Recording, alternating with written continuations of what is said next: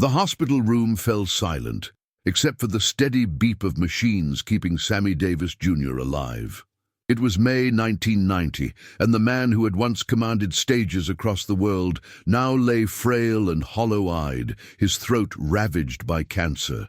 The legendary entertainer who could sing, dance, act, and play multiple instruments with equal mastery was facing his final curtain call. But what happened next would shake him to his very core. Dean Martin stood in the doorway, his usually pristine appearance disheveled.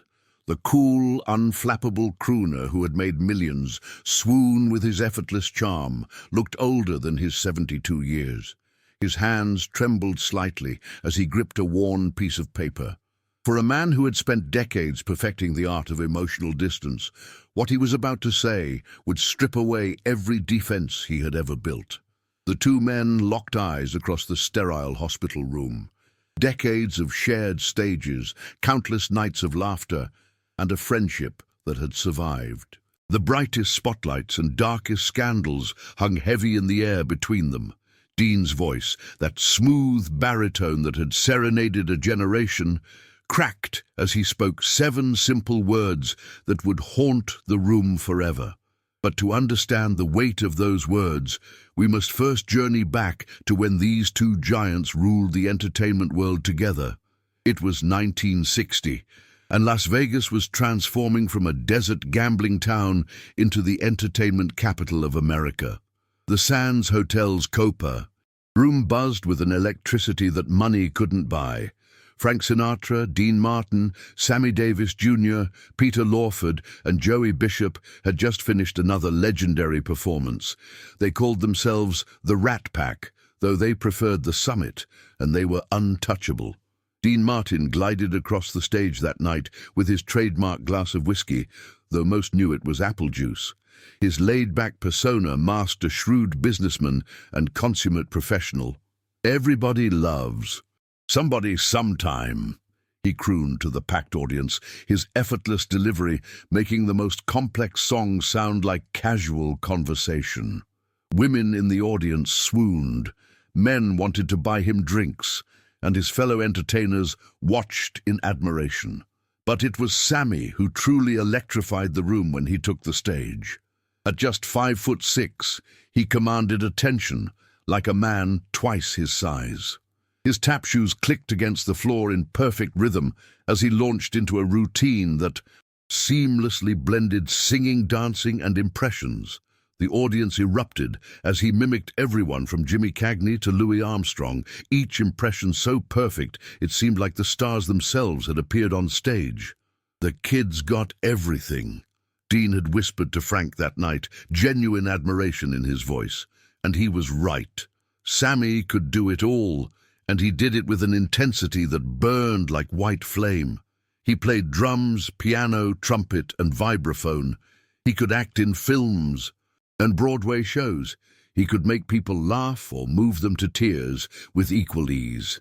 But beneath the glittering surface of their success, shadows were gathering. The entertainment industry of the early 1960s was still deeply segregated, and Sammy felt the sting of racism even at the height of his fame. While Dean could walk into any establishment in Las Vegas and be welcomed with open arms, Sammy often found himself barred from the very hotels where he headlined. He would perform for packed houses of adoring fans, then be forced to sleep in a boarding house on the wrong side of town. Dean watched this injustice with growing discomfort. The easygoing performer who preferred to avoid confrontation found himself increasingly troubled by what his friend endured. During one particularly tense evening at the Sands, when management tried to restrict Sammy's access to the casino floor, Dean made a quiet but powerful statement. He stood up from his table, walked over to Sammy, and put his arm around his shoulders. "If Sam can't play here," Dean announced loudly enough for nearby tables to hear, "then none of us can." The gesture meant everything to Sammy, though both men were too proud to discuss it openly. Their friendship deepened through these small acts of solidarity and mutual respect. They shared a professional bond forged in countless hours of rehearsal and performance, but more importantly, they shared an understanding of what it meant to be outsiders in their own way. By the mid-1960s, both men had reached the pinnacle of their careers. Dean's television variety show was pulling in massive ratings, his recording career was soaring, and his film partnerships with Jerry Lewis had made him one of Hollywood's biggest stars. Meanwhile, Sammy was breaking barriers on Broadway, in films, and in recording studios. His version of "I've Got You Under My Skin" became a classic, and his appearances on variety shows showcased his incredible range. Yet success came with its own burdens. The constant pressure to perform, to maintain their public personas, and to navigate the complex social dynamics of Hollywood began to take its toll. Dean increasingly retreated into his private world, spending more time on the golf course and less time socializing with the Rat Pack. He had always been somewhat aloof, but friends noticed him becoming more distant. Sammy, meanwhile, threw himself even deeper into his work, as if trying to outrun the demons that plagued him. His energy seemed inexhaustible, his ambition boundless. But those closest to him could see the strain, the constant battle against prejudice, the pressure to be exceptional in every endeavor, and the weight of representing his race in a predominantly white industry were wearing him down. The golden age of the Rat Pack was beginning to fade by the early 1970s. Frank was focusing more on solo projects. The others were pursuing different directions, and the cultural landscape was shifting.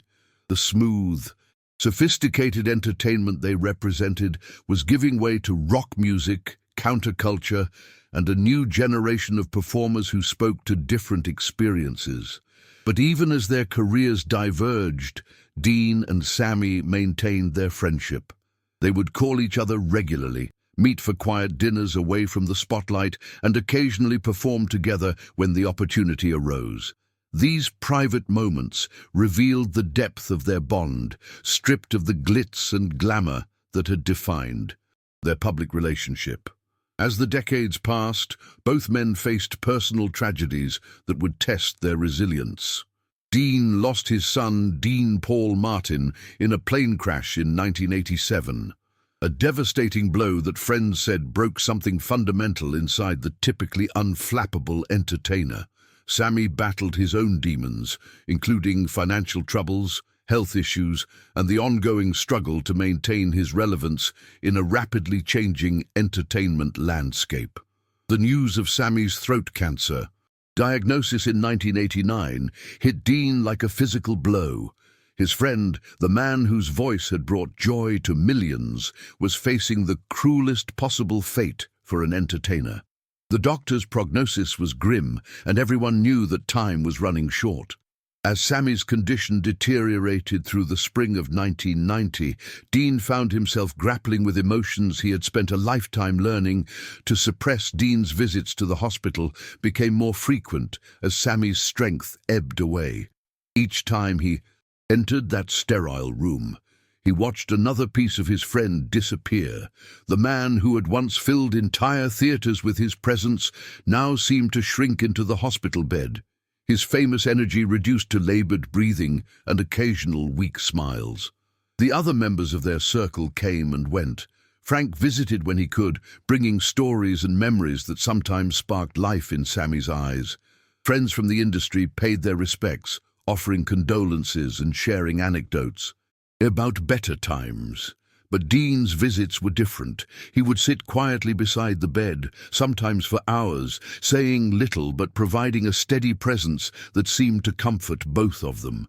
It was during one of these quiet vigils that Sammy, his voice barely a whisper, asked Dean a question that would haunt them both. "Do you think it was all worth it, Pally?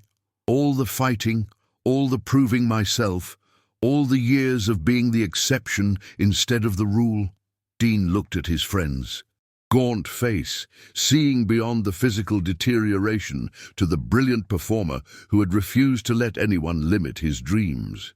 The question hung in the air like a challenge, demanding honesty from a man who had built his career on smooth deflection and easy charm. "Sam," Dean said slowly, his voice carrying none of its usual casual warmth. You didn't just break barriers, you obliterated them. You made it possible for others to walk through doors that would have stayed locked forever. But even as he spoke these words, Dean could see that Sammy needed something more. The dying man's eyes held a desperate search for meaning, for validation that his life's struggles had mattered beyond the applause and accolades. It was then that Dean realized what he had to do, what he had been avoiding for decades out of his own emotional self-protection. On that final visit in May 1990, Dean arrived at the hospital with the piece of paper clutched in his trembling hand. He had spent the entire night writing and rewriting, crossing out words and starting over, trying to capture something that had lived silently in his heart for 30 years. The smooth entertainer who never let his guard down was about to expose the most vulnerable part of himself. Sammy was barely conscious when Dean entered the room, but his eyes flickered open at the sound of familiar footsteps. Dean pulled his chair close to the bed, closer than he had ever sat before, and unfolded the worn paper with careful reverence. "Sam," he began, his voice already thick with emotion, "I need to tell you something I should have said years ago." He cleared his throat, trying to summon the composure that had carried him through thousands of performances, but found it had abandoned him completely. The paper shook in his hands as he began to read words that came not from his polished entertainer's persona, but from the depths of his guarded heart. Dean's voice cracked as he spoke of watching Sammy face down, hatred with dignity, of witnessing him transform pain into art night after night. He talked about the countless times Sammy had lifted up everyone around him, even when he was fighting his own battles. He spoke of talent so pure it seemed to come from somewhere beyond the earthly realm, and of a friendship that had been one of the few genuine treasures in a world full of artificial relationships. But then Dean set the paper aside and leaned closer to his dying friend. What came next weren't the words he had written, but something deeper, more essential. Looking directly into Sammy's eyes, Dean Martin finally spoke the truth that had lived unspoken between them for decades. "I should have been more like you." Those 7 words hung in the air like a revelation. The man who had seemed to glide through life without effort, who had made everything look easy while others struggled, was confessing that he had always envied his friend's courage. Sammy's willingness to fight, to risk everything for principle, to refuse compromise when it mattered most. These were qualities Dean had admired but never possessed. Tears began streaming down Sammy's face, and for a moment his grip on Dean's hand tightened with surprising strength. The 2 men sat in silence, decades of unspoken understanding finally given voice. Dean had spent his career perfecting the art of appearing effortless, but Sammy had lived with genuine effort, fighting battles that Dean had been too comfortable to face. "You were always the brave one, Sam," Dean continued, his own tears flowing freely now. "I hid behind jokes and charm, but you stood up and fought. You made me want to be better, even when I was too scared to try." The impact of those words transformed something fundamental in Sammy's expression. The desperate searching in his eyes gave way to peace, as if a question he had carried his entire life had finally been answered. He had spent decades wondering if his struggles meant anything to the people he cared about most.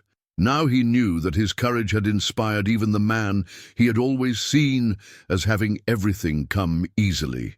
The aftermath of that conversation rippled through both men in their remaining time together. Sammy seemed to find a serenity that had eluded him throughout his battle with cancer. He spoke more freely about his fears and regrets, but also about his pride in what he had accomplished. The validation from Dean, coming from such an unlikely source of vulnerability, gave him permission to see his own life with clearer eyes. For Dean, the confession marked a profound shift. Friends noticed him becoming more present, more willing to engage emotionally with the people who mattered to him. He began reaching out to old friends, expressing feelings he had kept buried for years. The cool distance that had defined his persona started to crack, revealing glimpses of the genuine warmth that had always existed beneath the surface. Sammy Davis Jr. died on May 16, 1990, surrounded by family and the few friends who had remained constant throughout his remarkable journey. Dean was there at the end, holding his friend's hand as the machines that had kept him alive finally fell silent. The last thing Sammy heard was Dean's voice, singing softly the melody to "The Way You Look Tonight," a song they had performed together countless times, but never with such tender intimacy. In the years that followed, Dean would often speak about that final conversation, though he rarely shared the specific words they had exchanged.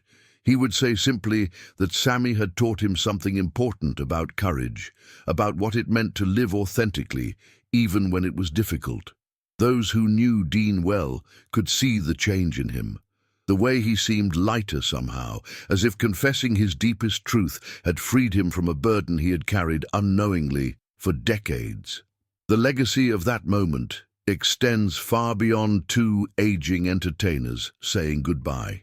It speaks to the power of vulnerability, of finally speaking truths we have kept hidden even from ourselves.